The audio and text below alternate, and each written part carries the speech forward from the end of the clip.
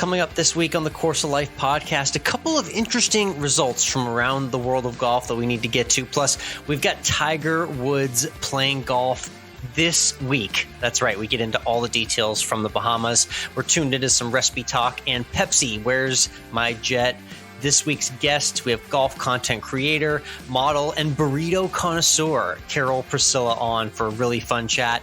And it's turkey leftovers, holiday drinks, and a B-Day recap from Mike when we always end with food. All of it brought to you by our friends at Desert Fox Golf. It's here, Mike. It's the conversation where we don't have to go off any script because it's the holidays and people need gifts right now. You're online, you are shopping frantically, you're looking for deals, and you have a golfer in your life that you haven't bought something for yet. So it's a great idea to head to desertfoxgolf.com and do just that. Desert Fox has not only the phone caddy that we mentioned, but they've got tumblers, they've got apparel, they've got accessories for the golfer in your life. And you can use our promo code Course of Life to save 10% off. Always love a good promo code during holiday shopping. Again, desertfoxgolf.com, promo code Course of Life to save 10% off your holiday shopping today.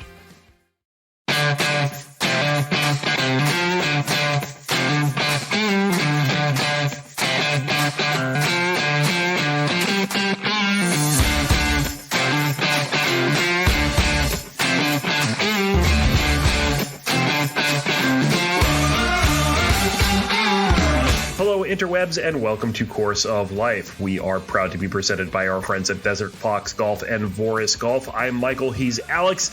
And Alex, happy Thanksgiving. Yes, we just knocked out the holiday weekend and your birthday week as well. Happy birthday to you.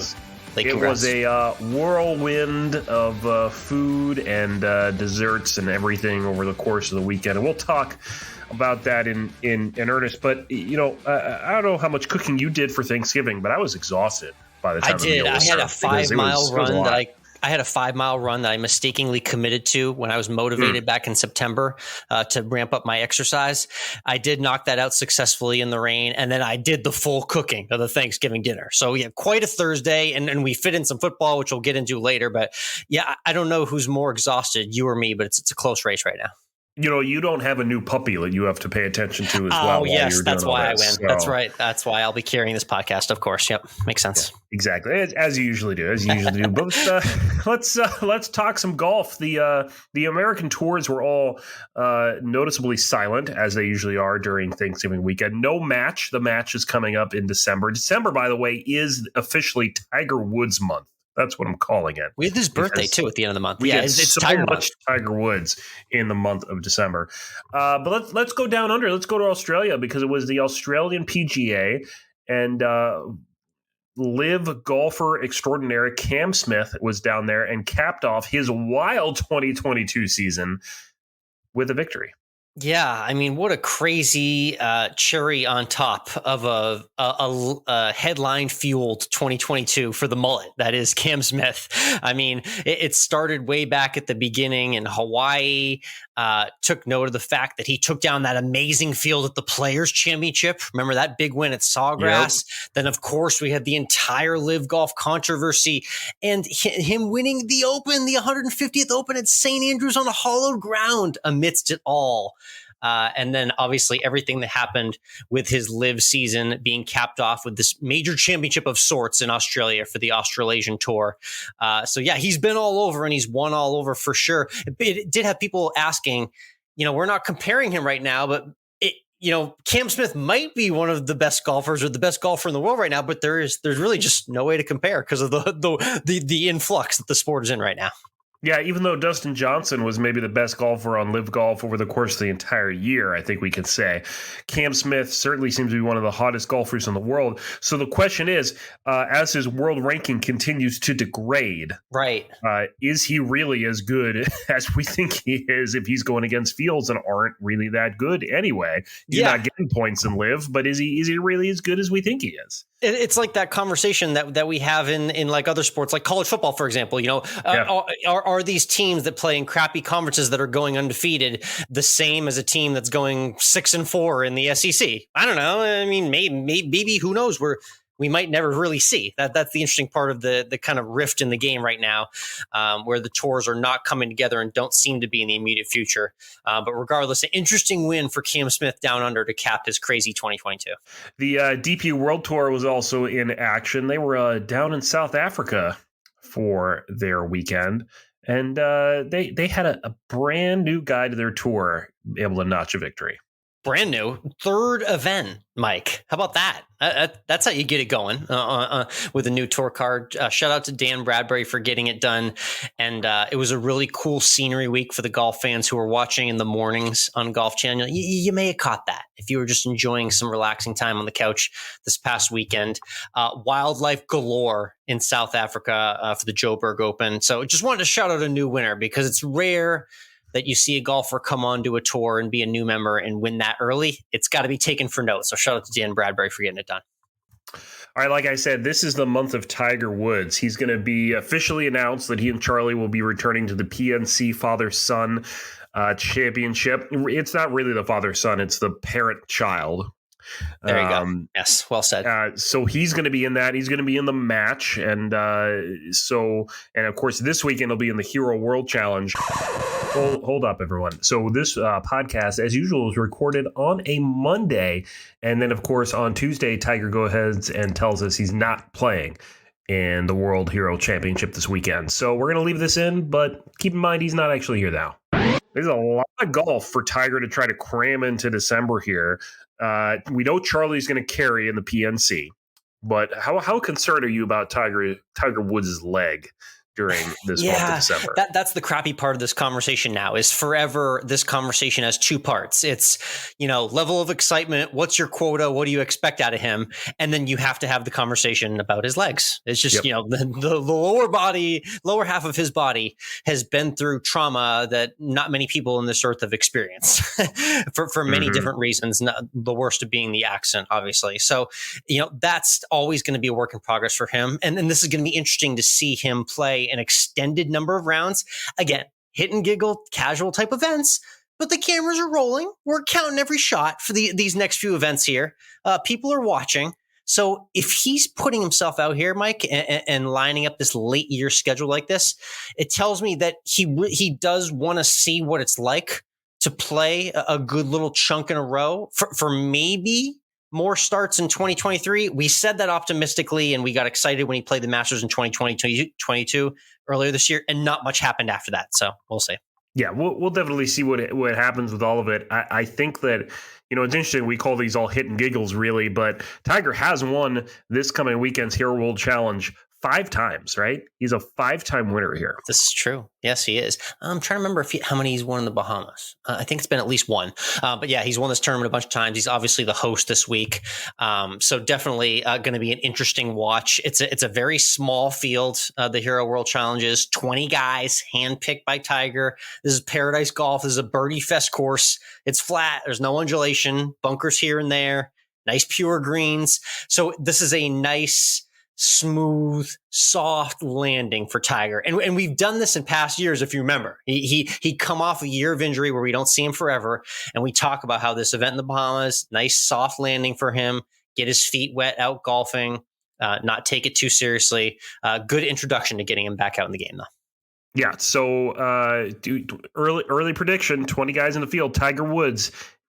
Is he going to be in the top 5 come Sunday? Top 5. I'm going to say no. I'm going to say I think he can finish in the top half of the field. I think he can beat half the guys in the field. That's my prediction for Tiger. I have him maybe on a good day, I think. Yeah, somewhere in the low, mid single digits under par. Keep in mind the winner's going to be 15, 20 under par this week. I'd have him maybe somewhere around there. I think he's going to be able to break par at least twice, maybe 3 times in this course. Very soft track, 7,400 yards, not a lot of trouble unless the wind whips up. So that'd be kind of my quota and prediction for him. I love guys like Justin Thomas, who's a veteran of this event. You can't go against Jon Rahm, who just won the race to Dubai, probably the hottest golfer there. So check out my full preview on runyourpool.com for the betting preview and picks for this week. But that's a sampling of who I like in the Bahamas.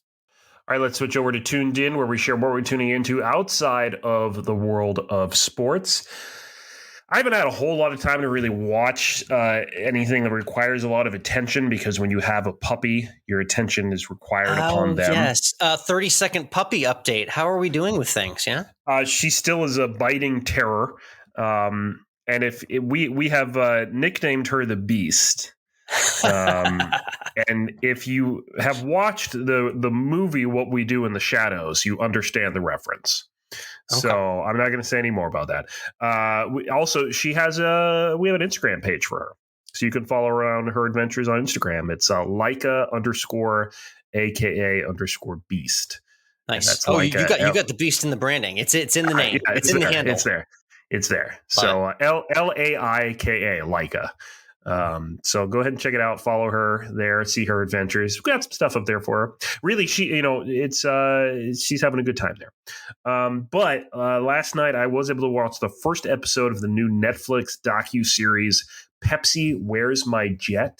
Interesting title. I know nothing about it. Give us some context. Do you remember back in 1995? Okay. Pepsi did a promotion, and back then it was revolutionary, where you would drink Pepsi and you like peeled the tag off and you got points. You got Pepsi points, and you have to use those points to get Pepsi merch. What a childhood memory. Well, they did a commercial where they said for 7 million points, you could get a Harrier fighter jet. And those jets that can take off straight up and down. They don't need a runway. They can like float in midair. Okay. All right. And they said you can do it. So totally I only watched the first episode, so it's just laying the groundwork here. But basically, this 20-year-old kid comes up with a plan to make this happen and get himself this Harrier jet. And this docuseries is going to document the whole fiasco of the whole thing in court case of this David versus Goliath story of this kid saying, "Where's my jet, Pepsi? Where's my Harrier jet?" And a remarkable tease by you as well there, too. Yeah, really setting the stage. So that's going to be a good watch. That also reminds me of the Pepsi caps where you had to fill out the phrases for prize. There'd be a different word on each cap, like a Pepsi or Mountain Dew. There's another good late 90s promotion. There was the flashback where they were showing all the Pepsi that people were buying for this kind of promo that Pepsi was doing. Crystal Pepsi. You remember Crystal Pepsi? Oh, wow. Yes. There's a relic from the past. I know. Love that. There you Good go. stuff. Pepsi, Where's My Jet on Netflix. Very cool. Well, I mentioned obviously last week's guest, Ryan Martman, starred in his Hallmark Christmas Channel movie. He did.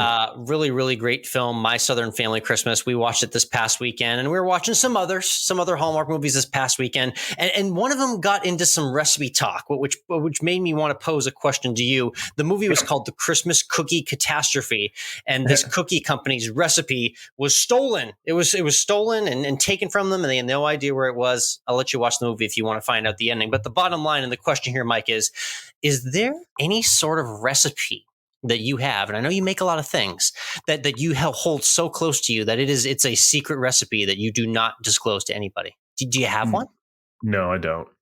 Yeah, no. The only one I have is my mom's meat pasta sauce. That's it. It's her meat sauce for spaghetti, and I've been sworn to secrecy on it. And there's some secret things that go into it that shall not be named and never will be. And that's really the only one I got in my arsenal. Look, the way I see it, if you with baking or cooking or anything like that, it's you do it to bring joy to people, and if they want to try to take that recipe and bring joy in their own kitchen by making it themselves, then that's still part of baking or cooking, and that's still something I want to help them do. So if you're going to ask so you're calling my mom selfish, it sounds like is what you're doing. That's what you're doing, huh? You're going right at her, aren't you? She's from a different era where you kept things really close to the chest there. And I wanted to see how you could back out of that. Nice work. And that's okay. Is her recipe one of those recipes too, where it depends on like how she's feeling is how she makes it? Is it one of those? Or yes, what you can probably. Find in the store? It probably is mood based, and it's. Let's just put it this way: it's definitely not rocket science, but we're gonna pretend like it is. Okay. Yeah, that's okay. I'm sure it's fantastic. All right, so let's go ahead and get into this week's featured guest. She's a content creator and a model that loves to golf all over the world, and she's big into burritos. I like burritos. I love burritos. Yeah. Oh, I do like burritos. It's funny. I really don't order burritos maybe as often as I'd say I'd like to because I'm in such an intense taco town here in Austin, Texas. Yeah. So it's hard for me to come across a burrito order. But when I get a good one, oh, they are heaven. They are indeed. I agree. I like burritos. I don't order them very often because honestly, when I'm going to Chipotle to get, something like that, I'm probably getting a salad or a bowl because I don't need the carbs all the time. So Look at you with the health. Anyways, we're going to get in some really good burrito talk with our guest, Karol Priscilla, like you mentioned. The ingredients, when to have it, what it's like on the golf course. We're asking the important, hard-hitting questions in this Course of Life interview. That's right. We'll get to that interview with Karol in just a moment. But first, let's talk about Voris Golf. They've been with us for a little while now. They make hats and polos and all that fun stuff, but they've got great golf gloves as well with their Through Touch technology so that you can use your cellular device with either hand, whether you got a glove on each from Voris or whether you just got one or the other. Because there are times when, gloves on the left hand, but there's times when I want to use my left hand to navigate the phone. And the Through Touch technology on these Voris leather gloves allows you to do that. Yeah, I tried the glove out this past Sunday, and it worked to a T perfectly. I was flipping up scores with my left hand, driving with my right in the cart, and swinging it smooth. Club never fell out, never slipped. Those are the important ground level endorsements that you want to hear for a golf glove. And again, for those holiday shoppers out there, if you're looking for a quick, easy gift to get a golfer, golfers are always down with getting a new glove. That's something you can never, ever have enough of on deck. So Voris definitely supplies the one that I'm enjoying on the course right now. That's right. And they come in a couple different colors, white and black. I'm a black glove guy, so that's important to me to find black gloves because I went to go look for black gloves in the store the other day, and there's none. So I'm really happy that Voris does have black gloves for us. You can use our promo code COL18 to save yourself 18% off anything at vorisgolf.com. That's VORAUS golf.com. Voris Golf, COL18 for 18% off everything at vorisgolf.com.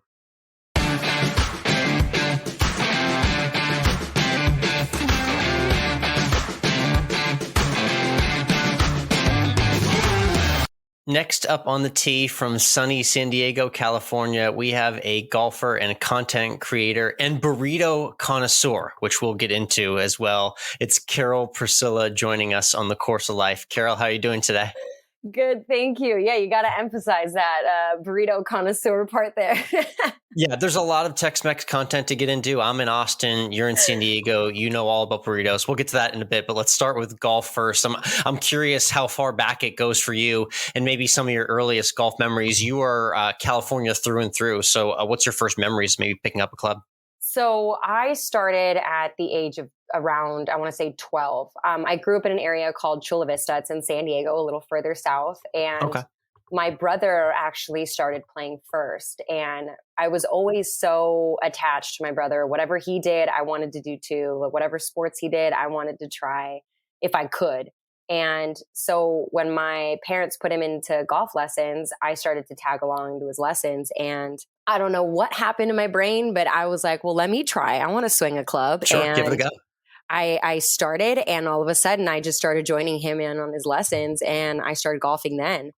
But that was my earliest memory was in the Chula Vista, what's it called? Now it's called the Bonita Range Center.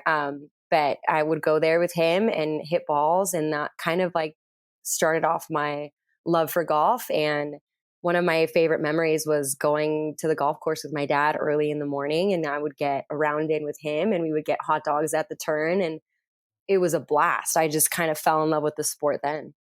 Nice. Yeah. Morning golf. Okay. I like that. Like sweeping the dew off. That's a good memory for sure. How long did it take to maybe beat the brother, whether it's 1 holes or 9 or 18? How long did it take before you could finally get the better of him?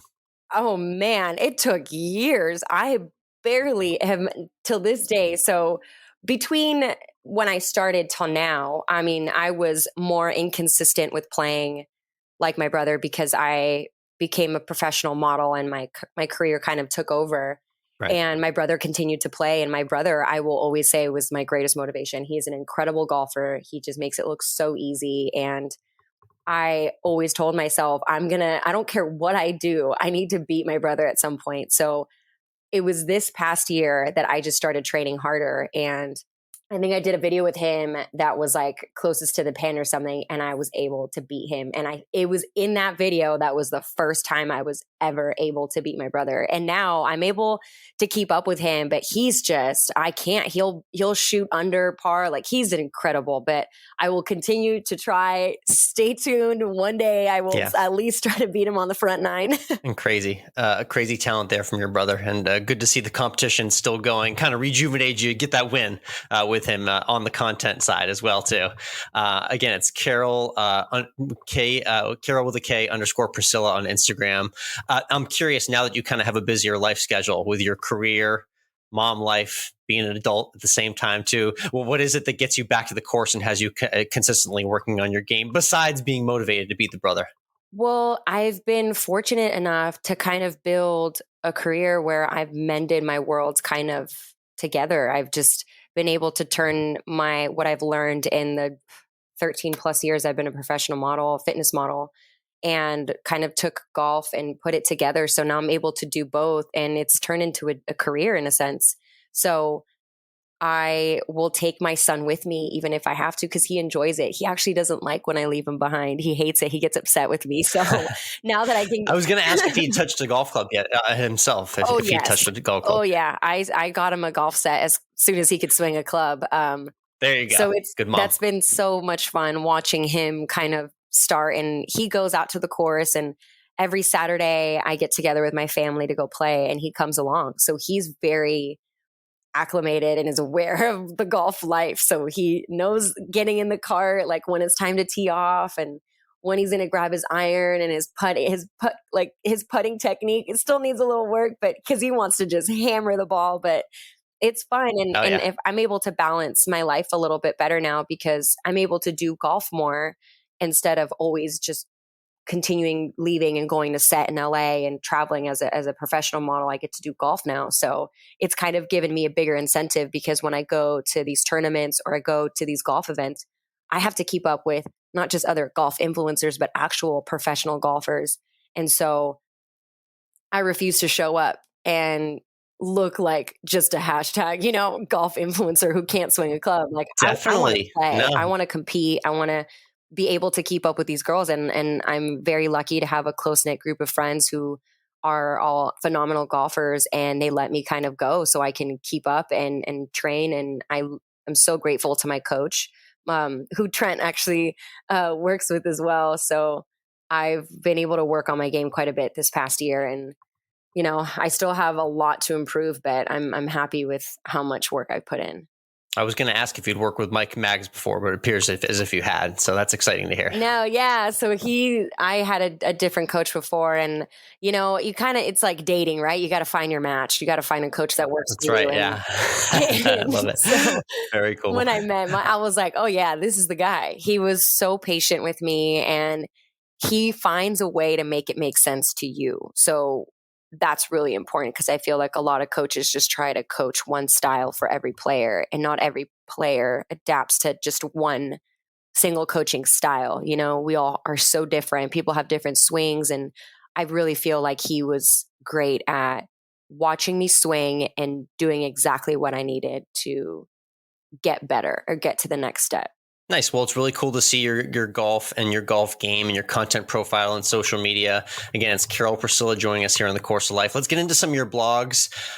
First, I want you to just kind of run through what are your kind of keys, and what are your favorite things that you look for when you're having a great golf day experience? What are like your main tenets and things that you always look for when you're having a great day on the course? I mean, I'm such a foodie. If the course has to have good food, I need food in my life. Like, without good food and tequila, those are two things that will make a great day for me. If it doesn't have good food or tequila. We're already stopping in the 19th hole before we've started to play. That's good. That's a good sign. Oh yeah. Tequila Karol is a real thing. She comes to play. I'll have to take you out on the course with me one day. Yeah, sounds like fun. Let's talk about some of the courses you've been to. The local one I want you to highlight, because I didn't know really much about it until I saw you highlight it specifically. I'm referring to San Diego Country Club, I believe it is, which is probably maybe a bit of a sleeper in my eyes, because everyone talks a lot about Torrey Pines, which is a really cool venue in and of itself. But tell us a little bit about the more local tracks in your San Diego area. So San Diego Country Club has been around for a really long time, but it's tucked away in Chula Vista. And I feel like a lot of people kind of turn away from it just because of the neighborhood it's in. But it's such a great course. The greens are rolling fast at all times. It's so well kept. And I just recently joined as a member there. And I have no regrets because the staff, everyone there is so awesome. The course is beautiful. And within the next couple of years, they're actually going to do a lot of changes to make that course even better. You'll catch players down there like Mickelson or whoever's practicing for the Farmers Open. Whenever they have those big tournaments out in Torrey, they actually will go practice at San Diego Country Club because of the greens and because of how great that course is. Yeah, Nice. Very cool. It's an awesome one for sure. That looks like a cool track. And for the switch up, let's take you to where I am here in Texas. Being you through California through and through, definitely got to be a different vibe change when you come out to Briggs Ranch and you get to see a Texas Hill Country property like that. I'm very familiar with staying at those properties in Texas and New Mexico here. But what was that experience like for you at Briggs Ranch? I want to go back. It definitely left an impression on me. I'm so accustomed to California life that I forget that there's other places you can go to where people actually say hi and genuinely mean it. Oh, yes. The Southern hospitality. Yeah. So I'm from the Northeast. So I know all about being like mean and turn-offish and obnoxious to people you don't know. So when I moved down here, I was pleasantly surprised by that. And I still am 12 years later, now that you mention it. It's so nice. I just had landed off my plane. I was like sweating and I showed up to Briggs Ranch and everyone was so like, what can I get you? Do you want some food? Do you want, like, everyone was just so kind. And was so shocked by that. But the property itself is beautiful. I mean, staying in those cottages where they have everything you could actually need. And I love the fact that I could just step out of my little house and go straight to the range. And that range, the sunsets there, I could have stayed outside all day. I loved it. I mean, despite the bugs, they're a little bigger than what I'm used to here in San Diego, but I loved it. I mean, it definitely gave me like that country feel, and I loved it. I want to go back so bad. Whenever you have that experience when you're staying in a nice little room or cottage and you can see where you're going to be golfing, the next day, I don't think there's anything better than that for a golfer on vacation. Oh, absolutely. I made my coffee and I went out into the little back area and I could see into like two of the holes that were back there and I was watching people tee off. And I just had a moment of like, wow, I'm so grateful for this experience and the fact that I can even do this. Like it's just crazy. That property was beautiful. I really enjoyed it.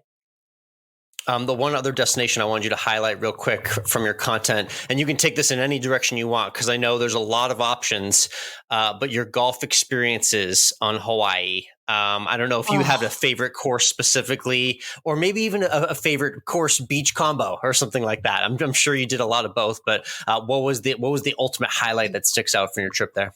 So I have such a sentimental, I feel like, connection with Kauai because I built some amazing friendships there. And on I want to say it's hole 13 or hole 3. It's a par 3 and it's facing the ocean. And that's at Hokuala, the ocean course over at Timbers. And the first time I went there, I went with Bryce Butler and we had an awesome trip there. And they took us down the stairs to go see the beach. You can actually go down behind the hole, go all the way down. People don't know about it. Nice. Love a good secret walkway on the golf course. And I fell so hard. Hard. I'm telling this story. There's a reason why there's a sentimental connection to this place. I have the biggest scar from falling there. So that was my first round there. My second round there, when I went, they actually allowed me to paint a mural of a dolphin on that hole.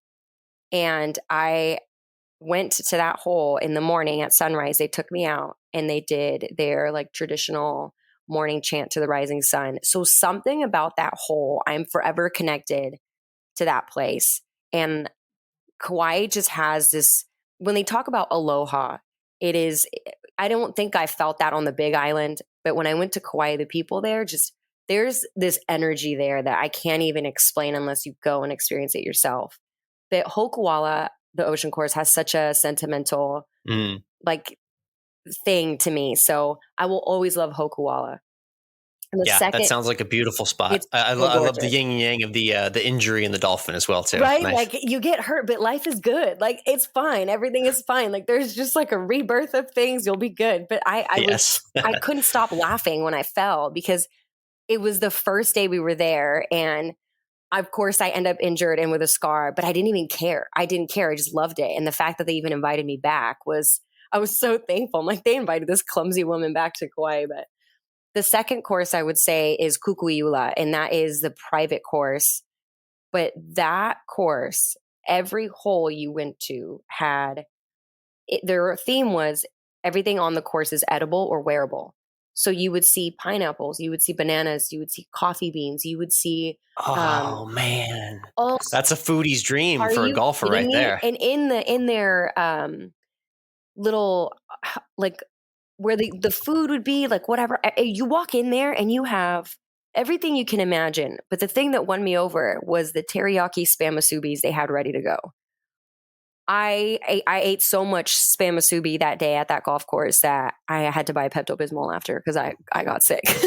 Wow, what an interesting venue that is. I'm marking that one down for sure. Yeah, very cool experience. That course was unreal. I want to say, I think Tom Brady had a house there and he sold it, but it's an incredible golf course. Windy, very windy. If you're going to go play in Hawaii, anywhere in Kauai, just know that you're going to fight wind the entire day, probably. Very cool. Though there's a really good sampling of some of your golf destinations. I know you have a ton more vlogs and content on your Instagram, TikTok, and check out our YouTube as well too. Let's get to some burrito content, most importantly, because you mentioned you're a connoisseur, and I'm very curious. Let's just start with when the love affair began. How I asked about your first golf memories. Maybe what's your youngest burrito memory? Oh my gosh! So I'm Hispanic, so my mom made the best. Any Mexican child will say that their mom made the best anything, and as they should.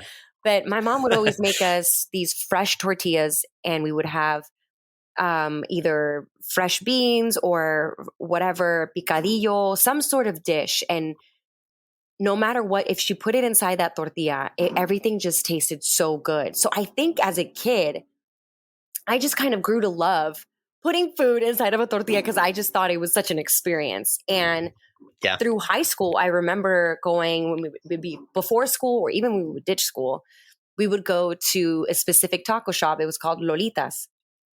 And now it's a chain restaurant and there's a ton of Lolitas in San Diego County. But before there was only two and it was in Chula Vista. And those were the ones I would go to. And I would always get two things. It was either a bean and cheese burrito with guacamole or a carne asada burrito. And I would inhale them so quickly. And I just was obsessed. I was always eating, but I was always playing sports. So people would be like, how do you have this diet and you eat like that, but you stay looking the way you look?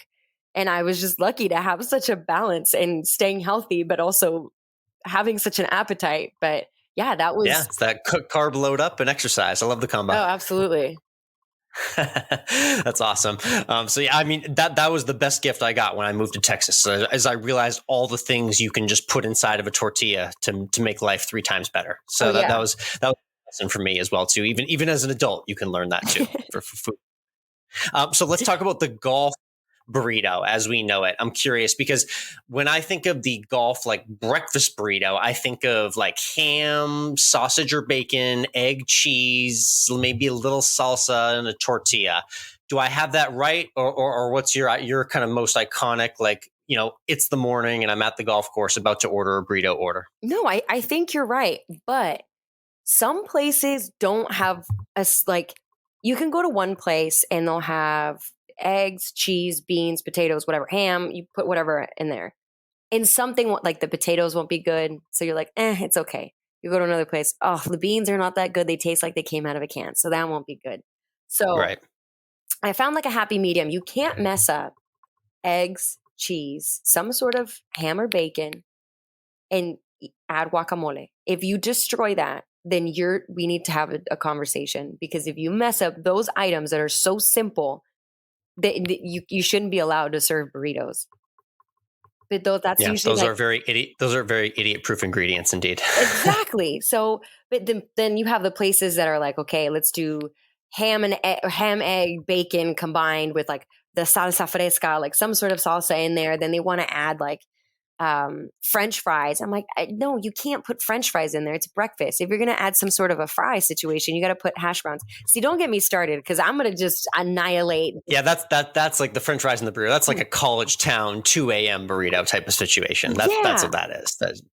There's a time and a place for that. Exactly. It's definitely not a golf course. No. So it sounds like I heard carne asada, maybe guacamole. What's your go-to like lunch or dinner time burrito order? Ooh, either like a chicken burrito or carne asada. Carne asada is my favorite. I will always go for a carne asada. And San Diego Country Club has never disappointed me, because they have I was going to ask, what's your course? Yeah, what's your favorite course burrito? So it's at San Diego Country Club? Oh, yeah. Their carne asada burrito is the best. I always ask for it without cheese. Some people like cheese in their carne asada burrito. I think that's weird. Please don't put cheese in my carne asada burrito. I just want the meat, the salsa, the guacamole. That's it. Everything else is just, you're doing too much. Nice. Appreciate that. Awesome. Again, it's Karol Priscilla joining us. Check her out on social, Karol with a K _Priscilla. Let's get to some quick shot questions. Just quick thoughts on some different things from your content that I'd seen recently. You had a really cool experience where I think all golfers envy, is you got to have the tailor-made fitting experience. I'm curious, what was the biggest takeaway from your golf game having that experience? Oh my gosh, the biggest takeaway. Wow. That's a tough one. The biggest takeaway, I guess I would say, is not being afraid to try something new. I think a lot of the times as golfers, we get stuck on one specific type of club or whatever. I'd always played another brand because that's what I thought I should. And I just stuck with it. And when I went there, I didn't realize how many different types of one type of club that there were. And so I left with a lot of knowledge that I didn't have before. And I appreciated that. Very cool. We actually connected through a mutual friend, Trent Feltz, who was previously on the podcast. You did some really cool content with him in a par 3 match, which you can see on her Instagram. Any rematch plans to go back out there with the course? Absolutely. Absolutely. I refuse to go out. And what audio did we miss there? You said there was some audio that we may have missed that needed to be captured for content purposes. And anything you'd like to share with us there? His putt was so far away. I think it was underestimated on camera how far away his shot was.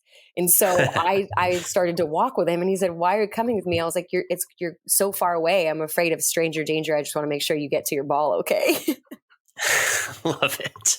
Wow. Good burn. And I was like, do you need me to bring a driver with me? Yeah, I know. He might have to lay up. You never know, right? Yeah. You did a great reel on losing golf balls on the golf course. What's the most golf balls that you've lost in a round maybe this year? Oh my gosh. I think once it was 7 and I was pissed. I think after 7, I think I just gave up. 7. Okay. Yeah, that's a good number. 2 sleeves, normal. Once you get into that 3rd or 4th sleeve, then it gets a little sloppy at that point. So 7's not too bad of a number. I quit. I just started to drink. I was like, I'm not doing this anymore. Yeah, these things happen. That's a perfect segue to our 19th hole question to wrap up every interview with our golfers on the show.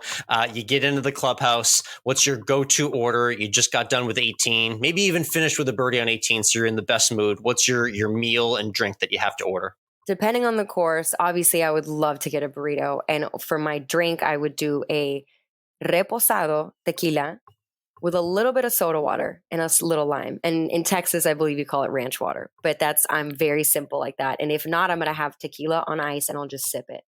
Yeah, easy enough. Good answer indeed. Thank you again, Karol, for hopping on the Course of Life. Looking forward to seeing more content from you and everything that your future holds, and hit them straight out there as well. Thank you. Thanks for having me.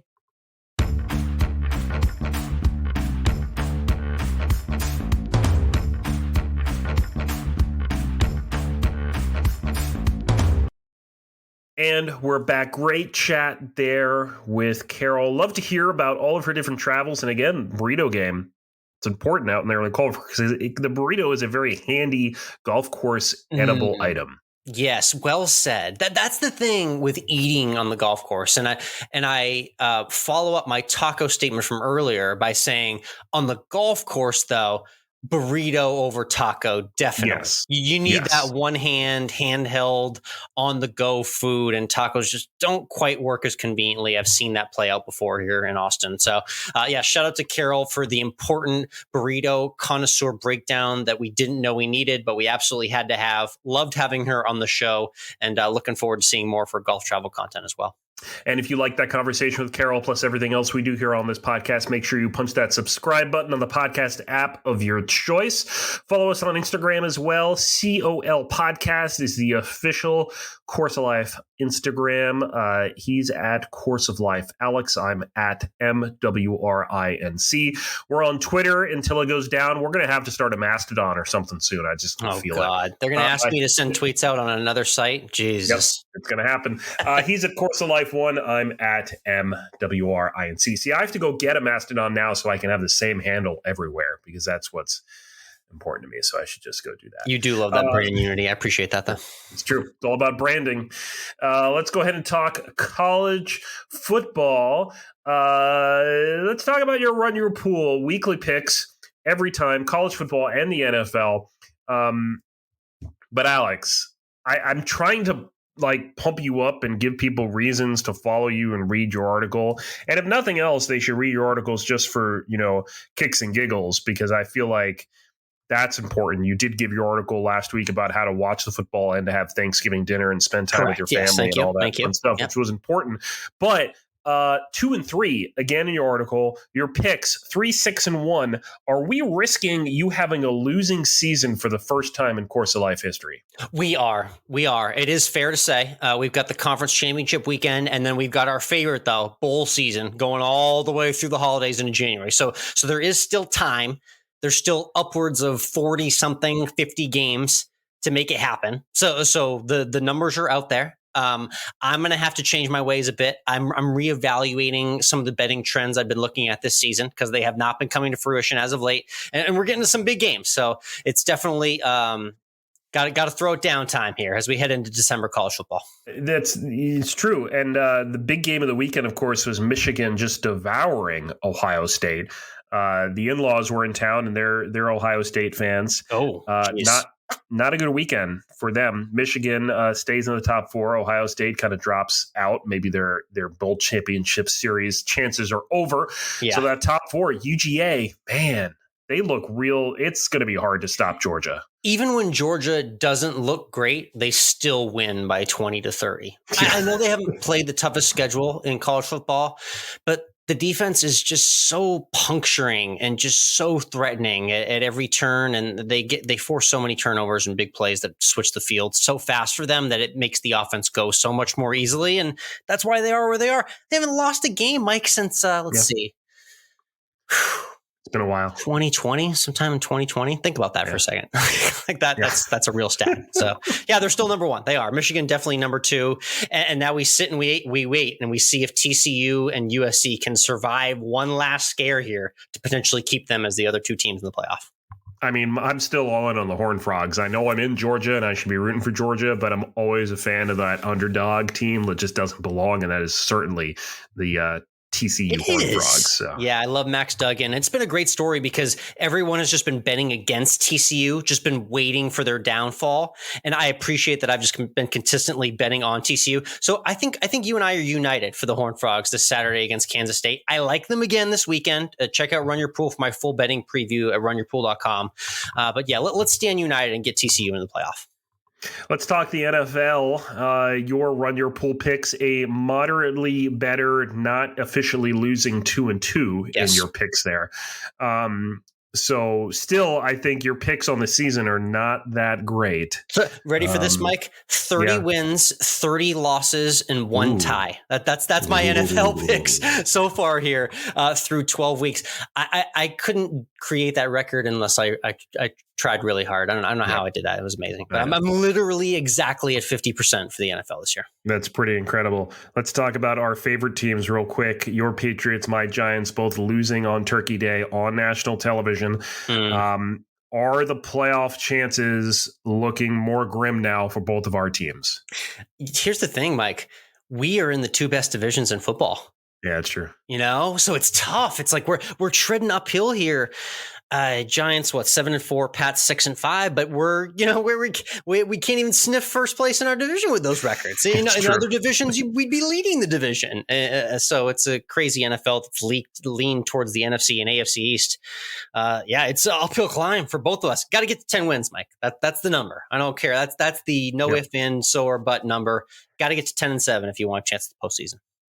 We'll see how it goes this next weekend. I think the Giants needed to win against Dallas, and I was thinking of calling that a must-win game, and it was not a good result. I know, and we got what my friends would say is a must-win game against the Bills this Thursday. I'm not calling it a must-win game because I'm scared we're going to get our ass kicked. So I'm not even going to give it that title because it doesn't deserve it. So that's where my fandom is right now.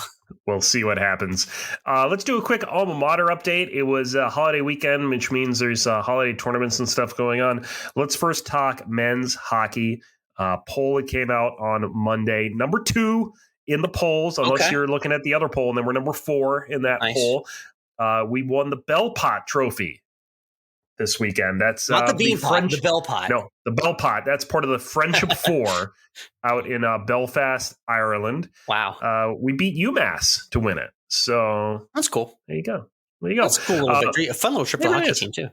Yeah. Men's basketball. They were riding high. You texted me this weekend. You were like, "Hey, men's basketball undefeated right now." Yeah. No troll, no joke. Quinnipiac men's basketball undefeated. I'm texting you this on Thanksgiving. I couldn't believe my eyes as I was sending it. Way to jinx it, though. They lost over the weekend and are now sitting at 7-1. Still, best start since the historic 1969-1970 season. We all remember how great of a season that was back then. How many games were you at that 69-70 season there? You go to all I went to I was at all of them. I was all of them. Bert Kahn was a coach, as you know. Bert Kahn Court was there for a long time. Long-time coach of the Quinnipiac Bobcats. And though I think at that time it was the Quinnipiac Braves. So that's crazy. You hauled your typewriter from your dorm room and everything all the way over to the court every single game. Wow, good for you. Yep. I'm not 36. I'm 56. All right, let's hashtag AlwaysEndWithFood. Yeah, let's do it. Food segment to every Course of Life podcast. We got to get into food because obviously we just had Thanksgiving in the rear view. I am crushing the Thanksgiving leftovers right now. I've done about 4 variations of a turkey club. I just did a BLT with some leftover bacon for my green bean dish. So it's been a very successful turkey binge for me in the last few days. I have to say, I don't always do like different tweaks on my leftover turkey, but and I'm going to pat myself on the back here. So just, you ready for this? Everything I made was so fantastic this year. I didn't feel a need to twist it into anything else. I just stuck it on a plate, put it in the microwave, and ate it. Wow! So you got to keep this playbook for next year. Then you got to save all these links and keep everything written down. I might not do the green beans again because they were okay. They weren't fantastic, but everything else there was a winner. And it nice. And my part B of Always End with Food, make sure to follow Always End with Food on Instagram. Really fun food content account there that we put together. And I'm going to be doing some stories on some holiday drink reviews, Mike. So it's the season now where we've evolved to Christmas. So we've got all the peppermint Christmas holiday themed drinks coming your way. I've already tried a few. Hint, I've already tried the Wendy's peppermint shake. I've already tried the Dunkin' Donuts cookie butter. And those reviews will be coming soon on that Instagram. So be sure to follow there. All right, there it is. As we've said a couple times now, it was also my birthday this weekend. So that meant on top of all the Thanksgiving food, there was birthday food. Yes, that's right. And you had, what was your wish again for your birthday wish dessert? It was a New York style cheesecake with cranberries. And it was very good. It was very good. If you like cheesecake, nice, which I like cheesecake. The cranberries, some sugar in there and some orange zest as well, and orange juice to help kind of mellow it out a little bit so it wasn't too tart. It was awfully good. And then for dinner on a Saturday night, we put the dog in the crate and we went out because we just needed to get out and went and got some Chinese food. And had soup dumplings for the first time. You ever had soup dumplings? You know what? I can't say that I have. I've seen them advertised at several restaurants in Austin that have been on my list for a while. But how is the eating experience? I don't know. They look interesting. It's got soup in it. I mean, you kind of They were quite good. They're very good. How was that a clean eating experience? It's got to be a little tricky, right? Well, I mean, what we did, you put the dumpling on the spoon, and then actually what I would do is kind of bite into the side or kind of break into it and kind of sip out the soup, and then you put the rest of the dumpling in. So that's kind of what it was. So I don't know if I'm doing it right or not, but that's how we did it. So no, that's an interesting amateur strategy. I think it's pretty professional, actually. Nice work. Yeah. I've watched a lot of videos of Mike Chen doing this on YouTube, so that's kind of where my knowledge comes from.